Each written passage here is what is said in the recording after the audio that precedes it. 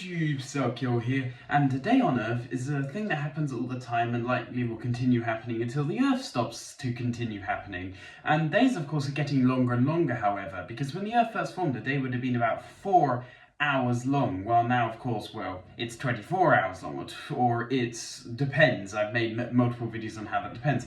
But anyway, point is, the Earth's average day is 24 hours long nowadays, even though this is going to get longer in the future because the Earth has a limited amount of energy on its angular momentum, which is basically rotational energy, so it can't keep spinning forever. But what if it were to start suddenly spinning far, far slower, far, far quicker? What if it were to decelerate, instead of in billions of years, then down to a crawl, basically to a complete stop? What if it were to do it in, say, a year? Well, you'd notice changes literally on the first day, because wind currents would start to break down and GPS would have trouble with objects that aren't moving how they would expect because they're orbiting slower, and their positions would be partially wrong with things like mapping, and this would already start to cause chaos. However, things would only really start to get bad after a month or so. This is because of breakdown of the Coriolis effect. The Coriolis effect is what causes storms to never cross the equator, like hurricanes. It means that any wind on the north of the equator will get blown eastward and northeastward, which is basically what happens with the Gulf Stream, and in the southern hemisphere it will be blown southeastward.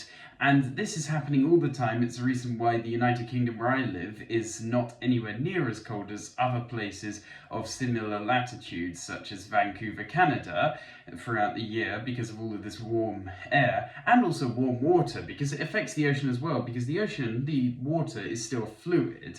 And it will really start to get crazy after 180 days, after halfway through, when a day would be 48 hours long, because environments wouldn't be able to cope with the higher amounts of sunshine and nighttime.